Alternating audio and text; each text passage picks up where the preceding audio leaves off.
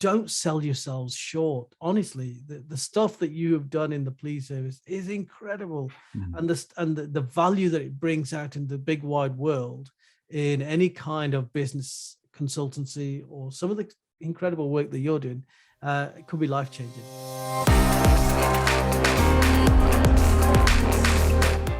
Hi, Kul. It's fantastic to have you on the Blue Light Leavers podcast. Really honoured, and we obviously connected a little while back through LinkedIn and been in contact since. And you're doing amazing things, and so it's an absolute pleasure to have you here. Oh, it's great to be here, Andy. And I've been watching you, and it's always great to see somebody who's left the job and is doing incredible things going forward. So well done to you too. Awesome. Thanks, mate. That's very kind of you. It'd be really good for our listeners to understand a bit more about who you are, a bit more about your background. So if we can start where you are now, just briefly, and then we'll go through your policing career, because I think it'd be amazing for people to understand what you're doing now, and then to actually look at what you were doing prior to that that's led you down this path. Absolutely. I'm sorry, I've just got a bit of a tickly throat there. No problem. So what I'm doing right now is I work with all sorts of organizations, from the health sector, police services. I still touch base with a few police forces now. I work with the private sector right up to the oil industry over in UAE and Qatar. I've had a bit of work there. But my sole focus really is my passion, what drives me, and that is around quality leadership. What does that look like? One of the lessons that I took away from policing was around how to help organizations create a culture where people come to work and they feel valued, seen, heard, and appreciated. So I guess over the years, really, I've started challenging all the things that I used to believe around what leadership looked like, and even things around diversity and the conversations that we've so become used to having around diversity. I now challenge those conversations. And for me, for example, when it comes to diversity, we're so used to chasing targets. We want black, brown faces, female, sexual orientation. We want LGBTQ community within the organization, and that's all well and good. But my argument now is, well, if they all talk with the same voice, saying the same thing, then how's that improved either the service that you deliver or the culture that you operate in? And a prime example of that is the Conservative Party right now. I mean, obviously, we're going through incredible division in the Conservative Party, which happens to be the government of the UK.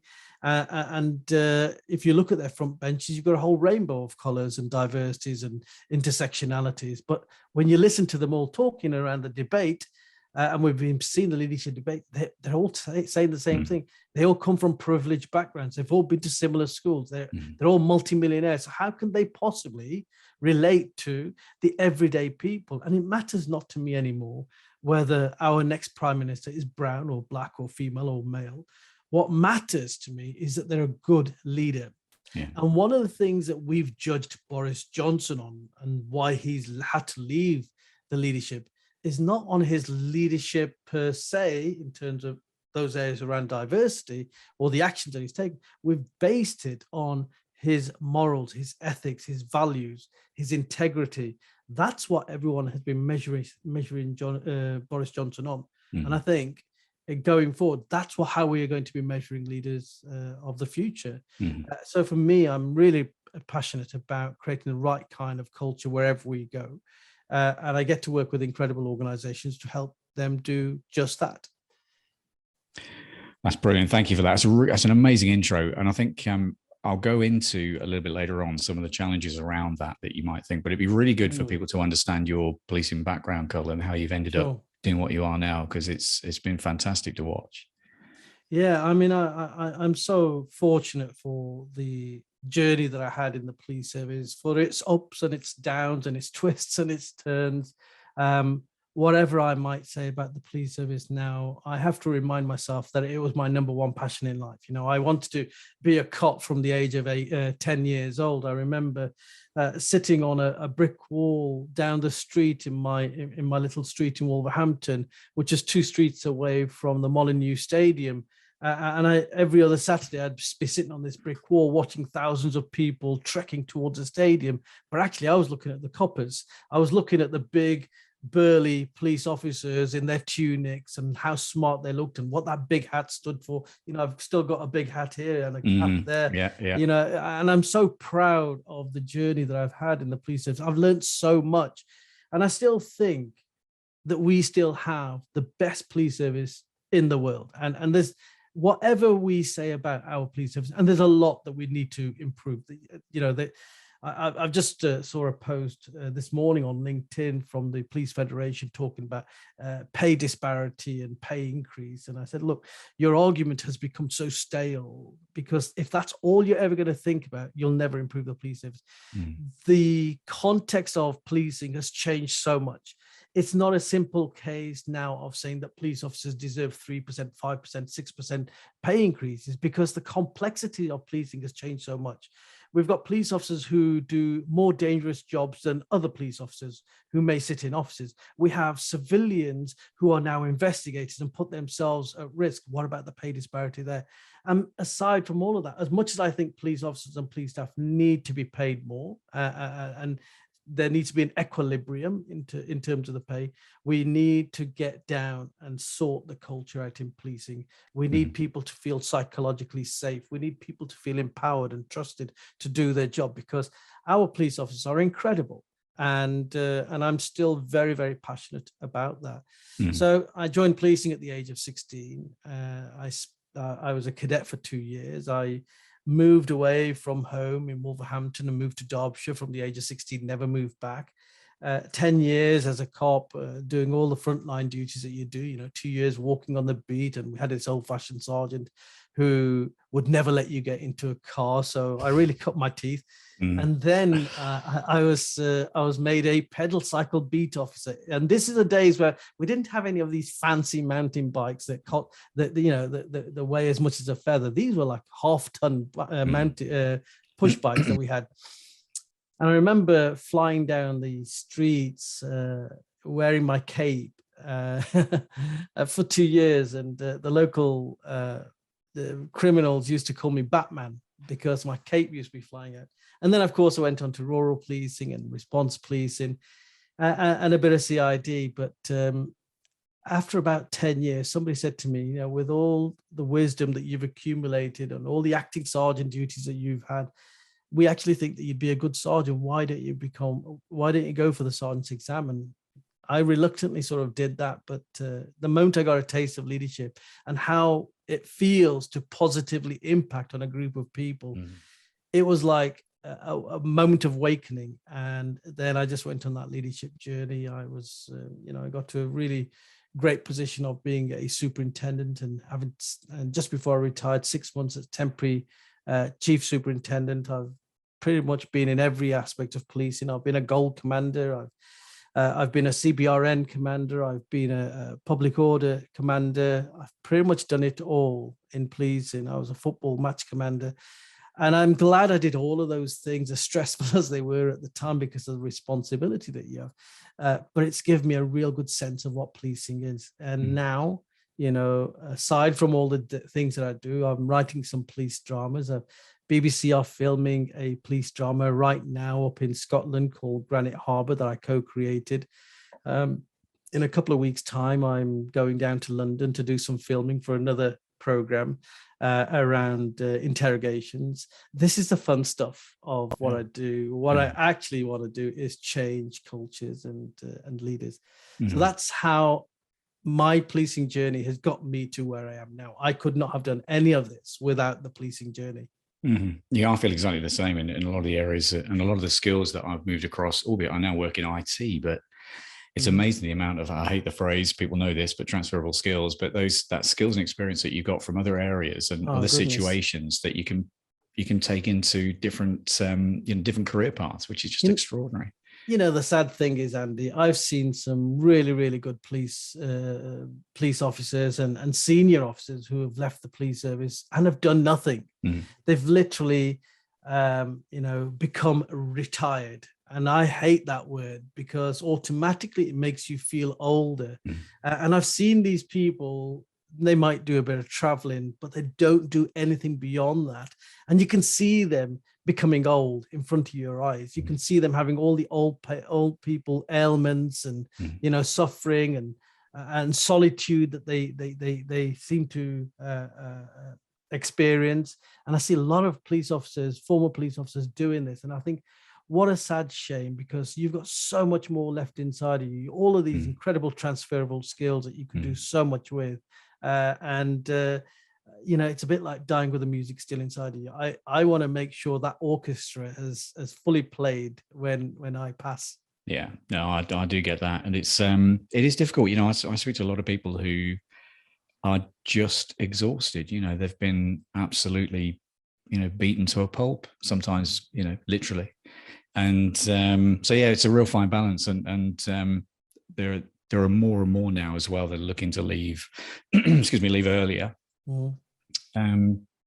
Because people are now recognizing that it's not a career for life. It's something that, you do for a few years, and actually there's more opportunities outside, which is really sad, I think. That's a really good point that you make. I think the world has changed on its axis. When you and I joined the police, it was one of the first things that people gave to me, and they thrust it in your hand. You didn't know what you were signing, but you had all of these documents being thrusted into your hands. And one was around my pension, to sign for my pension. I had no idea what I was doing. I was the same, yeah. Yeah, somebody made you sign to join the Police Federation, etc., etc., etc. But I'm so pleased that they did that. I wish they'd explained it a bit more to me, but I'm so pleased that they did that. But the world has changed. We are no longer that 30-year vocation that we thought we used to be. And I know there's a lot of long in the tooth police officers who get really frustrated with the next generation, generation Y and generation Z people coming into the police service and say, oh, they're so transient. They come in for 5 years and they leave. Well, hey, that's the way the world is. It's not just in policing. This is, they like to taste what's going on, and they want to then evolve as time goes on. And that's just the world that we live in. So yes, a couple of things that I hear from policing is, firstly, that the morale in policing is probably the lowest I've ever heard of in my time, and I've lived through some really dark times. And the second thing is, people are upping and leaving because they want to go on to other opportunities, explore the world, explore themselves, etc., etc. And I think we need to embrace that. We need to understand that that's how people think. All the more reason why, if we want to retain that talent that we've spent so much money on as a police service, we need to nurture that talent. We need to create an environment and a culture where they feel that they can grow with inside the service and actually be supported and valued, and all of these kind of things that are so important. Yeah, I completely agree. It's and it's investment in the staff, isn't it? We'll go into this in a few minutes, because I do want to talk about this in a bit more detail. But as you're coming up towards the end of your career, Kul, your policing career, did you know what you wanted to do? And did you sort of, did you have an idea on the path that you wanted to take post-policing? And how did you set yourself up for that? I think I had a fairly decent idea of what I wanted to do. I mean, I was so passionate about leadership.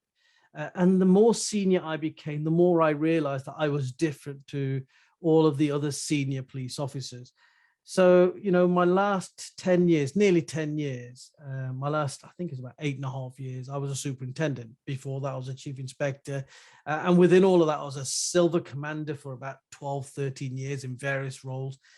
So I got to lead a lot of people in all sorts of situations. And I watched how my peers did it, and a lot of them were so hierarchical.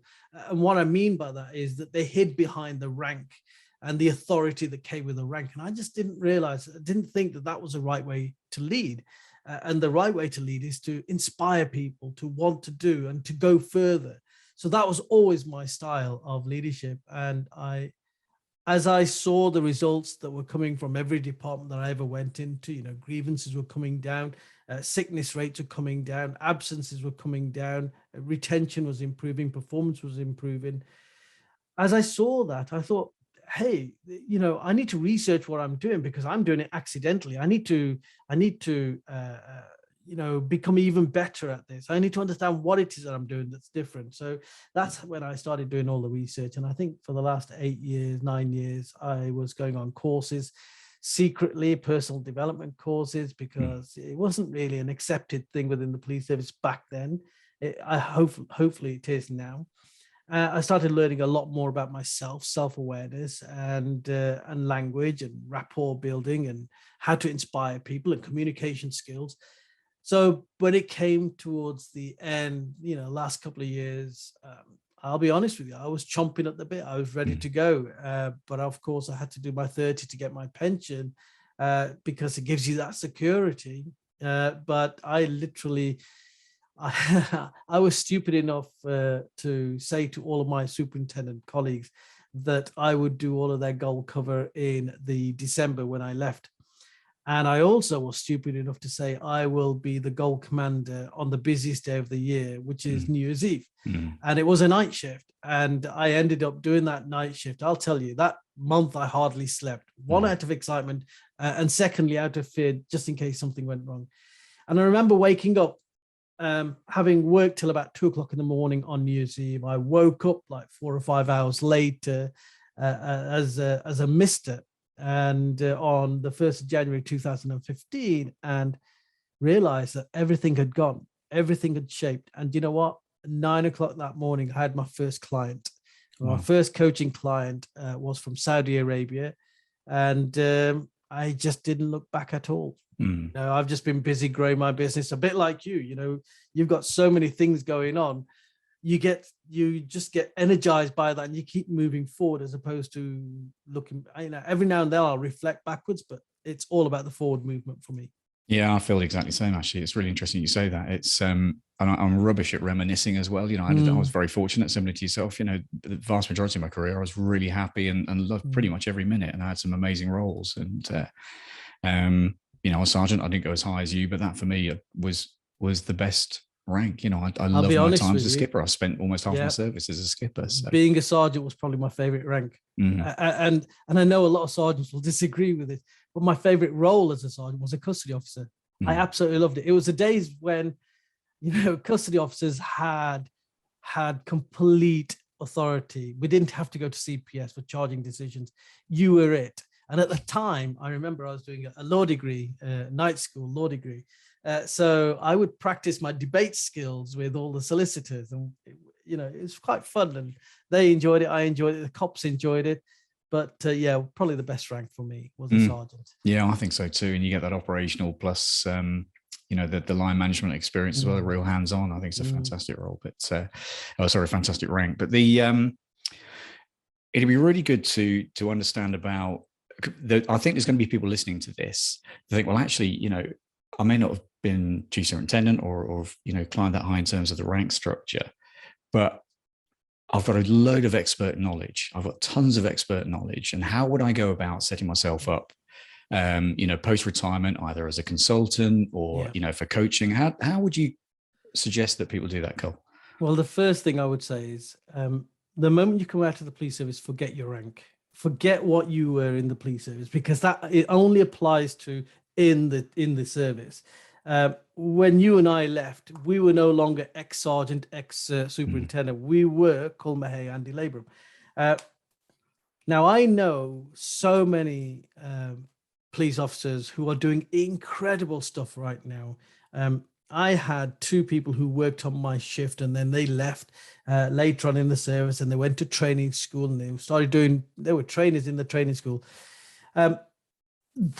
The stuff that they're doing, they're going around the world. They're working with the United Nations. They're going into all sorts of countries as advisors to not just policing, but to the public sector in all sorts of organizations and countries. And they rely heavily on their policing background, or their policing discipline, let's say, rather than their background. I've got a really good friend of mine who, ironically, I was his superintendent when he was in the latter stages of his probationary period. And I remember in those days, I think when you've got about 18 months in, you had to go and see the operational superintendent. I had no idea this was happening. I was a brand new superintendent on the area. I'd come from another department. Anyway, he was the first person that came in through my door.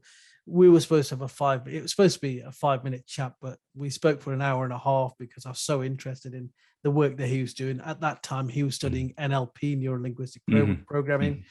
And now he's doing incredible things. He left the service because, again, it's a culture thing. He wrote a book and professional standards jumped on him from a great height because he wrote a book. I still don't understand why that happened. I don't know maybe the nuances or the detail of the story, but he was left quite disappointed and he left the service. But what he's doing now is just incredible. He has been on all sorts of major TV programs. He calls himself the human lie detector. Go and check him out.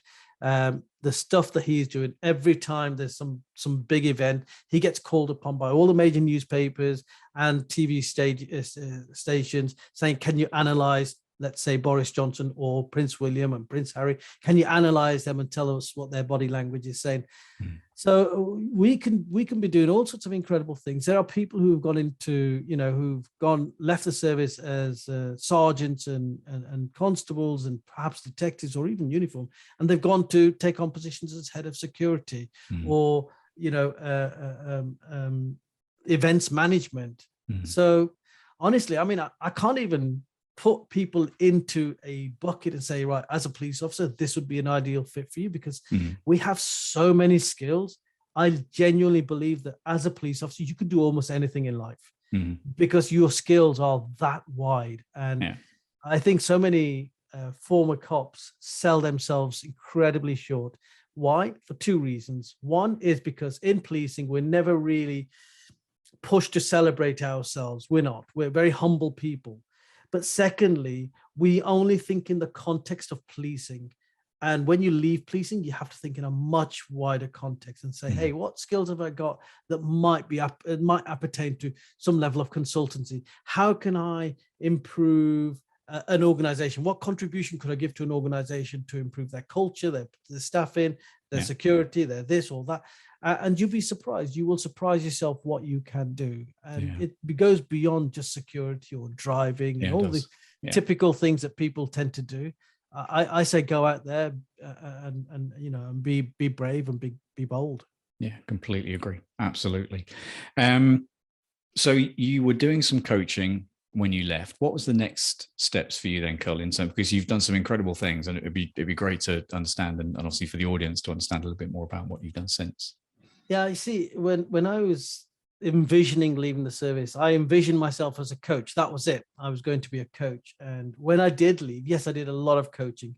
And I don't know where all these clients came from, because I was coaching people from Saudi Arabia, from Pakistan, India, Canada, Australia, New Zealand, America, and of course the UK. And they were just coming to me, and I don't know why. I think what it is we don't understand or get how people outside of policing perceive UK police officers. They place a lot of trust on UK police officers. UK Policing Limited has got a good reputation, despite the fact that you'll get those people that are going to have a go at what we do or don't do as police officers. You're going to see us featured in the headlines and for things that one or two individuals might have done. And then, of course, everyone gets tarred with the same brush. But by and large, the vast majority of the world out there, when they look at UK police officers, there is this trust element that comes into it. So that's the first thing. That's very important for everyone to remember. I only realized it when, after the coaching, I started getting invited to do some keynote speaking here, keynote speaking there. And it started off with, and this is what I advise everyone now, because I do a lot of keynote speaking. It started off just going to small networking events and offering to do a keynote speech to networking events. I remember my first one was at this beautiful little stately home. It was a networking group, and around the room, I think there was 10 to 15 people. And it was an awful speech. Honestly, it was awful because it was unstructured. I didn't know what I was talking about. It was just a mess. Oh, sorry, I didn't mean to interrupt. Sorry, No, Carl. I was go. just about to ask what the theme was. It'd be really good to know the theme. I think the theme was what the theme still is. It's about organizational culture and leadership. But I got so excited by it all. My words were all over the place. My thoughts were everywhere. And I just didn't have it structured. So while ever they were very gracious, they said, oh, that's one of the best speeches we've heard. Now, I don't know whether it's me and my self-esteem beating myself up, because I've always had imposter syndrome, always. I still do now. So I don't know whether it was that or whether it was genuinely awful and they were just being nice. So I did a bit of public speaking, and then I got on to speak to larger groups and perhaps more elite groups, let's say. I traveled up and down the UK. I went to Ukraine and spoke to the brand new police service back in 2016. What Ukraine had done because of the level of corruption, they literally sacked all their police force and they introduced a new police force. So it was a bizarre experience, because I remember I was speaking to all of the senior officers, and it was like from the equivalent of chief inspector right up to chief superintendent. I think some of their chief officer ranks were there, but they all looked about 20. They were incredibly young. And I remember that was my first taste of media, because I was there for 3 days.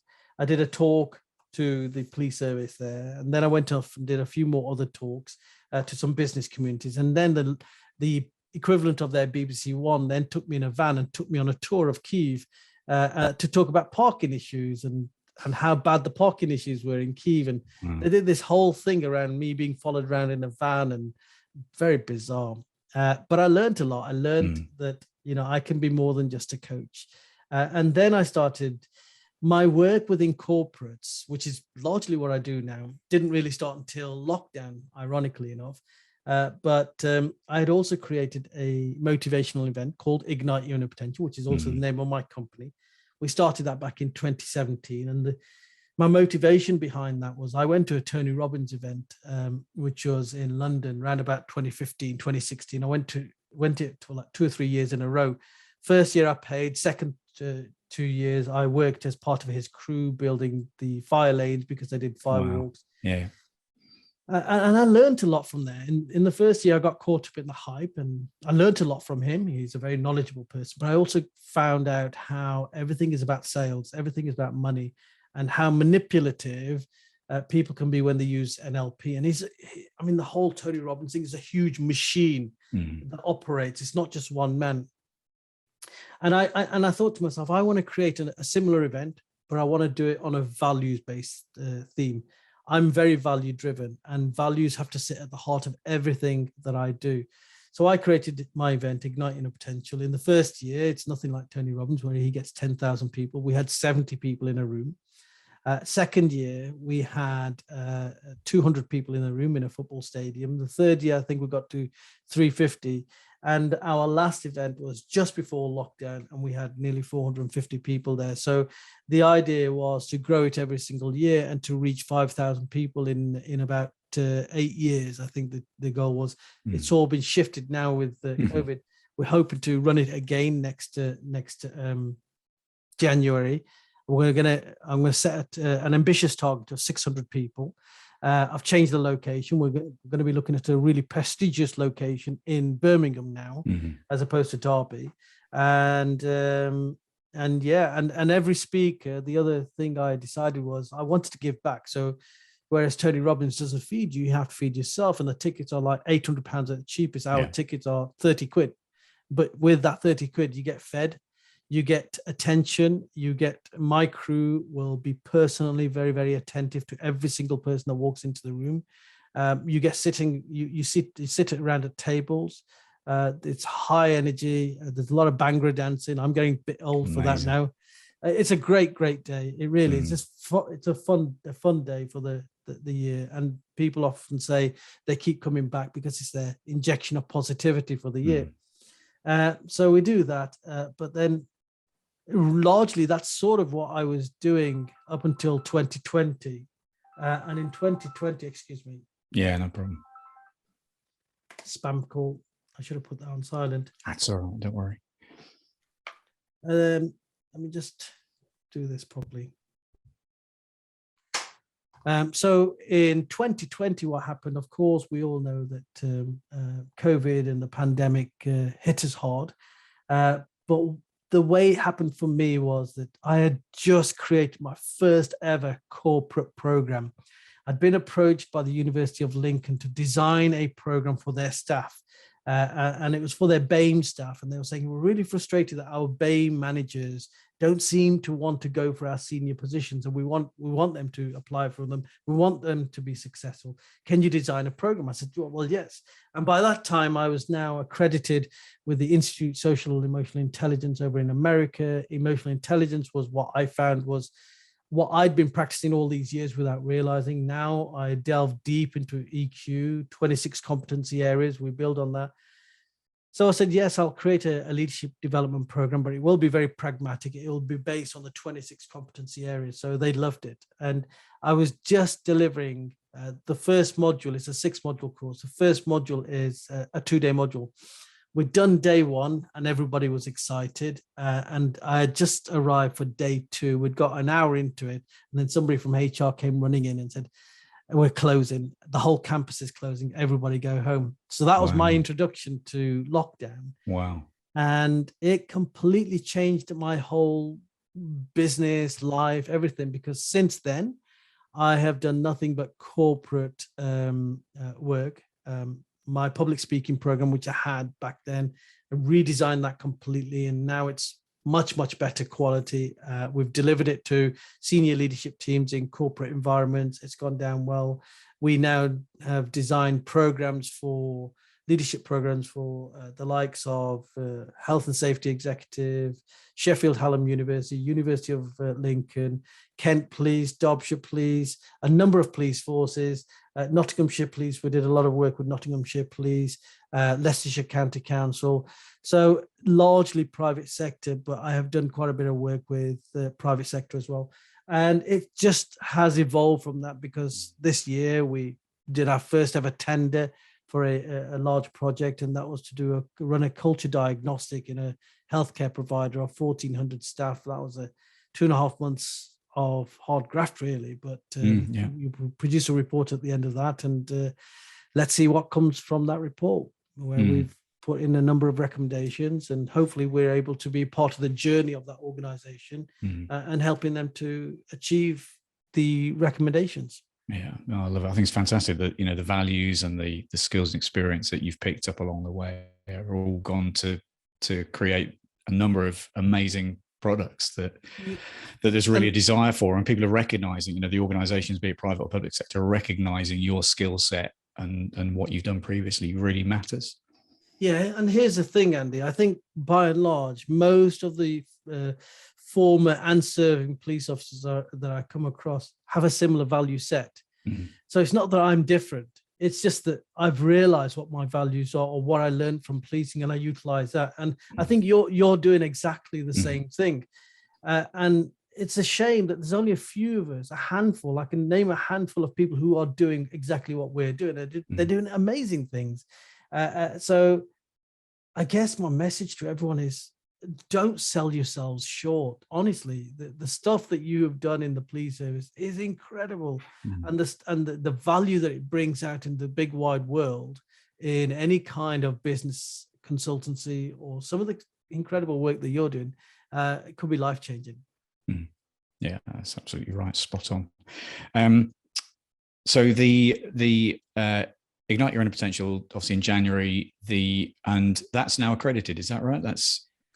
Yeah, so Ignite Inner Potential is my annual event. That is more for fun and for that injection of positivity. What we have been doing over the last 2 years is we're building a series of programs, and I think it's very important to get everything externally validated. So when people buy a program from you, they know it's also been through an external respected validation service, and it's been given the thumbs up. So we've got a number of our programs that are CPD accredited. Now, our 2-day intensive public speaking program, which really came about. Yeah. It really came about because I have seen in the police service and outside of the police service, very, very senior people trying to deliver speeches or to communicate with staff, written or otherwise, and they have been really clumsy. And when you have flawed communication, what that will do in an organization is it will probably create mistrust. When you have mistrust because people don't understand your message, when you have mistrust in an organization, then you're going to have a fear of conflict in an organization. People won't speak openly. People won't debate with you. When they don't debate with you, then what happens is then people aren't committed. They're not fully committed to whatever you think you've agreed. And when they're not fully committed, they're not going to hold each other to account. And when they don't hold each other to account, what happens is everybody goes off in different directions. And then we end up with something called silo mentality that we've all seen. So I wanted to create a public a program that encapsulated all forms of communication, from standing on a stage, delivering a speech, to doing video communications as we're doing right now, to sitting around a meeting table. How can we be really, really powerful communicators? So I created a program called Create and Speak, which talks about all the public speaking skills. We go into the psychology of public speaking. We go into psychology of fear to help alleviate that. And, this whole concept of glossophobia, which is 73% of adults in America suffer from glossophobia. And glossophobia is a fear of public speaking, or the fear of speaking. So why should that be any different in this country? I suspect in this country, it's even more, because we are much more reserved as a society. So if 73% of Americans, adult Americans, fear public speaking, then maybe in this country, we're probably looking closer to about 80%. That means most people need some form of teaching around public speaking. So I created this 2-day program. Then I looked at all the other 2-day programs, or all the other public speaking programs out there. And not one, I've come across one or two that are CPD accredited, but out of the very big ones I've been to personally, I've spent thousands of pounds on my own public speaking here and in America. I didn't get accreditation for any one of those. I was on one occasion, one of 300 people in the room. On another occasion, one of 1,500 people in the room.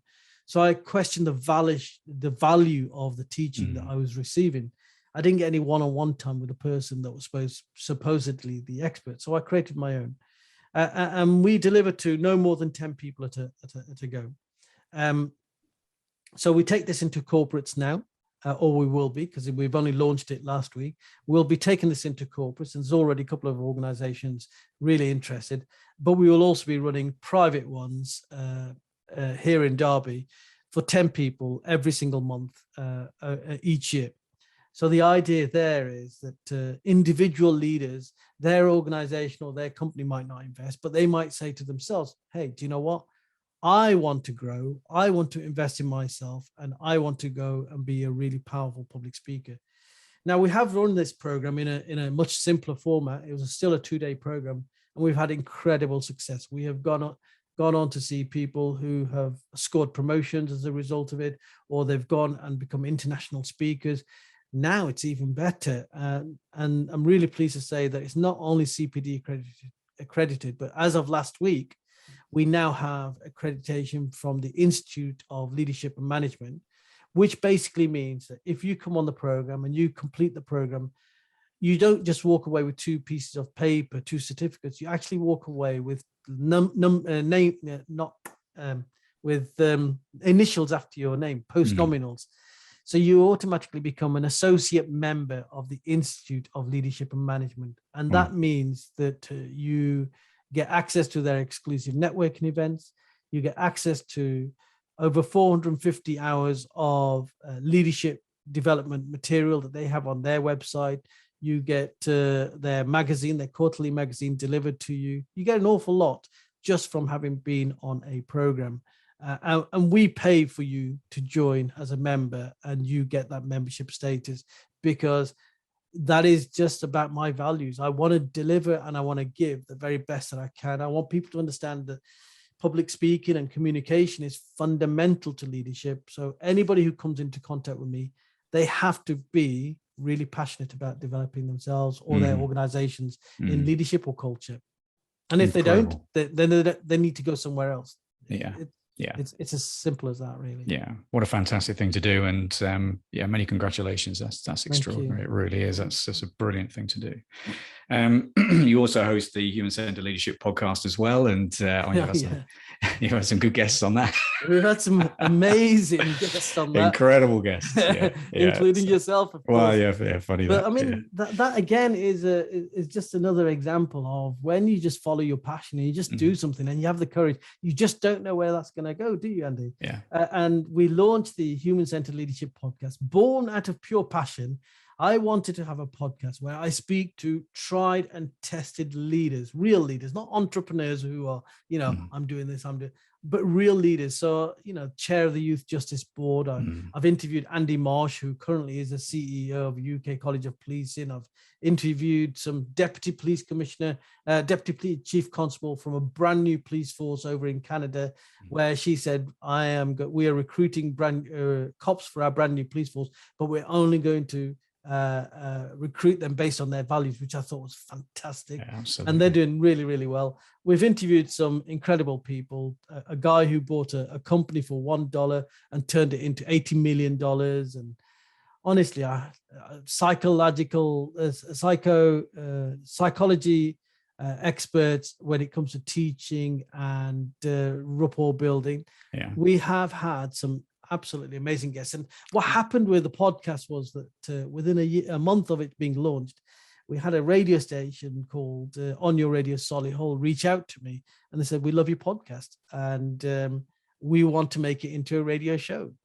Well, the podcast is called the Human Centered Leadership Podcast, and they said, "Well, that's too long a name for us.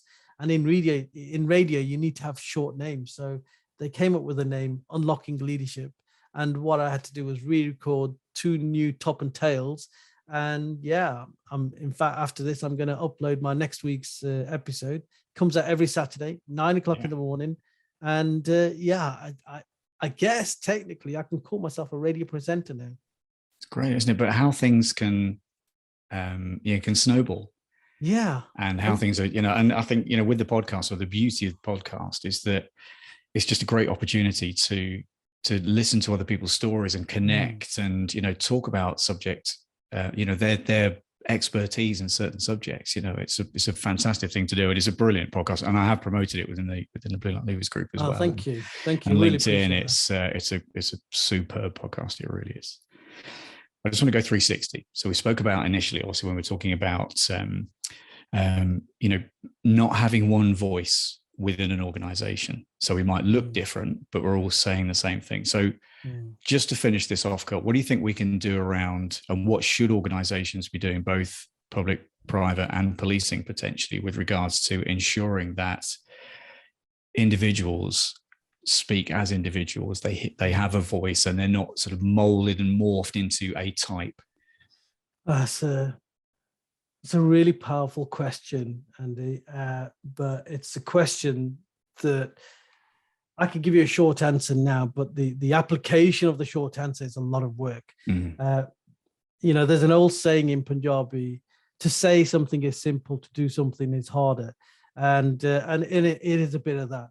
But in very simple terms, what I think we need to do now as a society, as organizations, is be brave.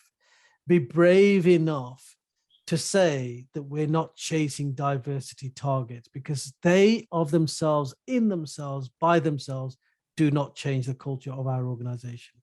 Mere representation of X amount of percent of, people of color or women or people from the LGBTQ community or disabled community, mere representation will not change your culture unless you allow them to speak from their own experience.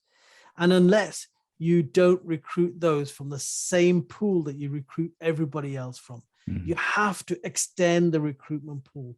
We have to be brave enough to look into those communities that are more deprived and look to recruit from those communities, because you'll get a whole different take on how the future looks and the conversations that we have in the organizations. We need to have, I would far rather have a white, middle-aged, heterosexual male who had diversity of thought than to have a brown face or a black face or a female that said exactly the same as everybody else was saying. For me, diversity has to mean something. And the true diversity is cognitive diversity, diversity of thought. And I think that if we were courageous enough to A, extend our recruitment pool, B, courageous enough to have real uncomfortable conversations in our organizations, 3, to reshape the way we have meetings where we encourage people, those traditionally quieter people, to speak up more, we'll be amazed at the talent of people and thoughts and ideas that we hold already within the organizations that we serve in. That's what I think we need to do. Incredible. Thanks, Kul. It's just been such a great conversation. I really appreciate your time. It's I love your journey, and I love what you've done and where you're going. Likewise. And it's so inspiring. It really is. And like you say, it's just that it's being brave. It's stepping out and actually acknowledging that we have skills, experience, and traits that can easily transfer across into so many different diverse occupations and roles. And it's really inspiring. Thank you for that. Well, I mean, the one thing I would say, Andy, just in parting, is that, I guess we've always been taught that bravery looks like some sort of hero action person that jumps into the fold or jumps into the fire. That's not bravery. That's not what a real brave, courageous person looks like to me. A courageous person who's somebody who's got the courage to follow their dreams. And they very often do that very, very quietly. So that's the first thing I would say to everyone. Just follow your dreams. Just give yourself a break, follow your dreams. And if you're telling yourself right now, I can't do something, or that I don't even deserve to be in the position that I'm in the police service because, I'm going to get found out, and you're suffering from imposter syndrome. If you think you're unique, suffering from imposter syndrome, you're not. I would say almost all the world is suffering from imposter syndrome because that's the kind of society that we've created, where anxiety is the norm. I suffer with imposter syndrome incredibly, so much. Every single day I will doubt myself, but what drives me through is passion. So have passion and follow your dreams. Thank you, Kul. If people want to connect with you, or if they want to find out more about Ignite Your Inner Potential, the one-day event, or the Create and Speak 2-day event, what's the best way of connecting with you first off, and then how can they find out more information with regards to those 2 events? Well, we're just revamping all of our websites at the moment, but you can see what we're doing on our main website, which is igniteyourinnerpotential.com. But at this moment in time, I think the best thing is to reach out to me via LinkedIn. So look for me on LinkedIn, Kul Mahay, KULMAHAY on LinkedIn, and drop me a message. I'm never too busy that I can't answer a message. I tend to answer 95% of the messages that I get. Fantastic. Thanks for your time, Kul. Really appreciate it. It's great catching up. So welcome. So I really hope you found that as inspiring as I did. And it was an absolute pleasure talking to Kul. And it just goes to show that we really can put our hands to anything. And just, with some work, some time, some effort, we can do pretty much whatever we want to do. So if you like what you've heard, then please share it with some friends. Let other people know that this podcast is out there, and just share an episode with them that really resonated with you. And you can also leave a review on Apple and Spotify. And again, that really helps to get it noticed. The more people that leave 5 stars, then the more people that get to see it. It's just how the algorithms work. As always, massive thanks to Sam from Right Roll Audio for editing my mistakes, of which there are numerous. And really looking forward to speaking to you again soon. Take care. Bye-bye for now.